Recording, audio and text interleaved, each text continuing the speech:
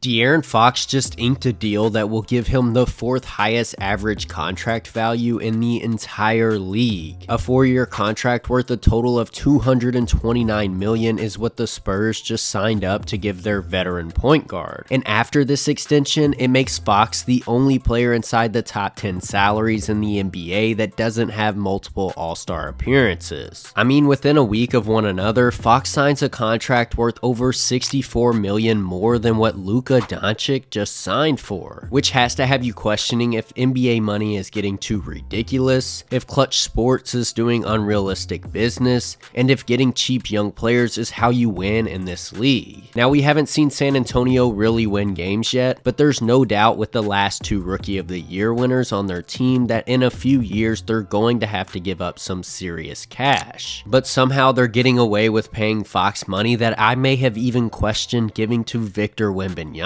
And as I said earlier, the Spurs just paid a guy who, don't get me wrong, has been good in the league, but he's only been named to 1 All-Star team in his entire 8-year career. Not to mention, in his 17 games with the franchise last season, he averaged below 20 points per game and has had a declining scoring average since 2023. Now, obviously, Fox shot the worst of his career with the Spurs on 44% from the field and 27% from behind the 3-point line, and that's more than likely not going to happen again. But the guy literally has been the #1 option his entire career in Sacramento, and that won't be the case for his current franchise. So I know that Fox can and will adapt to his role in San Antonio no matter what it is. But this also makes you wonder if these type of numbers were the reason the Kings got rid of Fox in the first place. Ahead of real negotiations, if a guy comes to the table saying he wants more money than Nikola Jokic, the Kings might have thought he wasn't serious. And when they found out that he was, they would rather trade him than lose him in free agency. However, this does more than just change the landscape and time frame for the San Antonio Spurs. It also changes how these negotiations look for other point guards going forward in this league. With Trae Young, Steph Curry, Jordan Poole, and even Austin Reeves are set to become free agents within the next 2 seasons and could be seeing a larger contract thanks to this deal from Fox. And don't get me wrong about the All-Star appearances. Obviously, those don't signify exactly how much a player should be getting paid, and we can clearly see that Fox is a top-tier guard in this league. It's just crazy to see that players like Luka Doncic, who has been in MVP conversations and is a 5-time All-NBA player, just inked a deal worth less than what Fox just did. And just because I'm curious on the amount of money that Fox actually just made, I'll break down the numbers. Based on his average playing time, Fox is going to make roughly $19,340 per minute on the court, which also breaks into $695,000 per game for an 82-game season. And I do see the vision for the Spurs to lock down Fox in what would be his prime years, while you still have Carter Bryant, Stephon Castle, Dylan Harper, and even Victor Wembanyama on rookie deals. And to me, this roster that they've assembled is one that can compete even in the tough Western Conference in just some time. But the concern is that this contract may not be something you can move in the future if needed, and simply the fact that you're paying a top 10 point guard in the league money of a top 7 player in the entire NBA. However, the bright side is that if you have multiple starter caliber players on cheaper deals, then this would be your time to overpay. And it doesn't necessarily handicap the Spurs for the future just yet, so we'll have to see how at the very least this next season pans out. Except for me, I would have waited until the end of this next season to play out before I handed over $266 million to De'Aaron Fox. So that's why I need you guys to let me know down in the comments how you view this contract the Spurs just gave De'Aaron Fox, and if you think they should have done anything different. Also, let me know if you can think of any other teams in the league that would have been willing to give him that kind of money.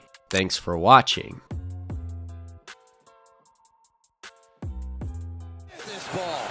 Watch. I want to go higher. Oh my goodness.